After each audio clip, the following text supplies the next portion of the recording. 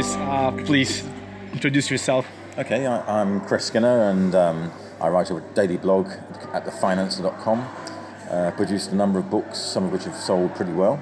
And equally, I run a network across Europe called the Financial Services Club in 7 countries, and I fly around the world non-stop talking about fintech. Nice.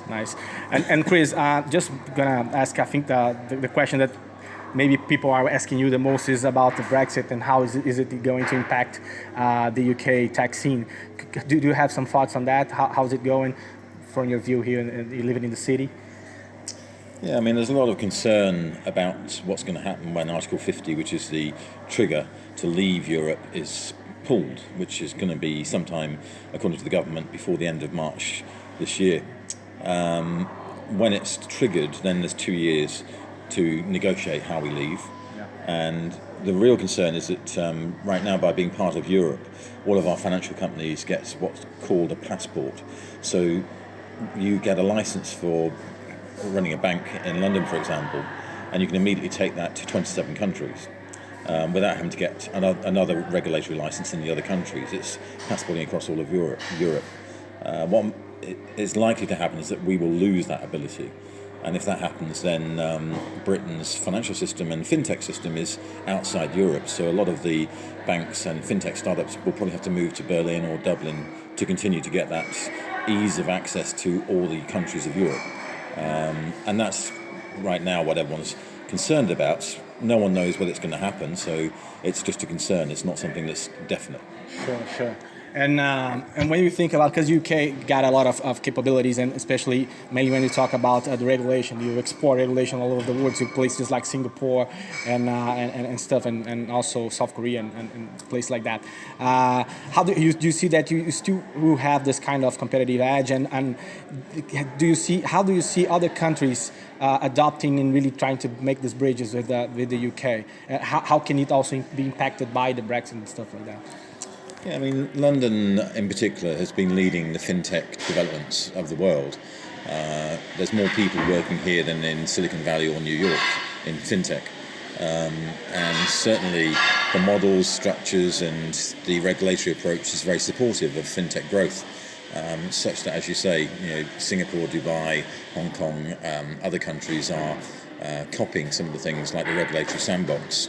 How that plays out in the future, again, I think to a large extent, because the UK wants to be seen as a centre of finance, a global financial centre, which it is right now, and as part of that, a global fintech financial centre, that will probably continue even with Brexit, because the government's support is 100%.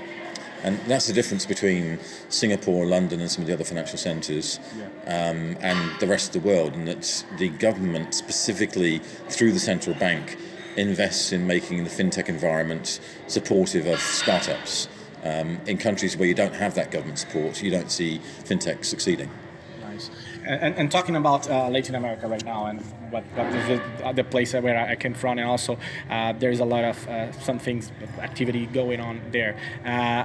You've been in Brazil, I think in 2015 for CIAB, right, the event, and what was your perception of that, about the time and about our scene there, and how do you think Brazil, in this case, is perceived outside when you talk about fintech, or don't think in Brazil at all? So. Yeah, I mean, in terms of Latin America, brand Mexico stands out as the fintech leader, mainly because Mexico City has been, again, investing in marketing themselves as a fintech hub for Latin America. And it kind of makes sense as well, because it's the bridge between USA and South America. I've been going to Latin America for now 25 years. So my first ever visit was to Santiago, Chile, and Buenos Aires, Argentina in 1992. And what I see is different countries at different levels of economic development and financial development. Buenos Aires, as I said to my friends there, is fairly sophisticated, but I haven't seen them coming through as a fintech hub. Yeah. Brazil, Sao Paulo, is a very sophisticated financial centre, but I think the government's been trying to protect the banking structures in Brazil, which is it's inhibited fintech developments. I'm going to Colombia next month, and again, I'll be interested to see how Colombia is developing its fintech focus. But right now, brand Mexico is winning. It would be lovely to have you in Brazil maybe this year and to have a better chat about this and other topics. Okay, thanks a lot for the interview, and see you later. I should say, just as a final note, that Banco Original we were talking about earlier and account opening has made some innovation movements, and they are one of the banks that I hold up as a lightning rod for the world to say, look at what Banco Original is doing. So to my friend Guga Stocker, well done. So take notes on that. We're going to talk to you later, Guga. Bye-bye. Thank you again, Thanks, Chris, Bruno. for that. Okay.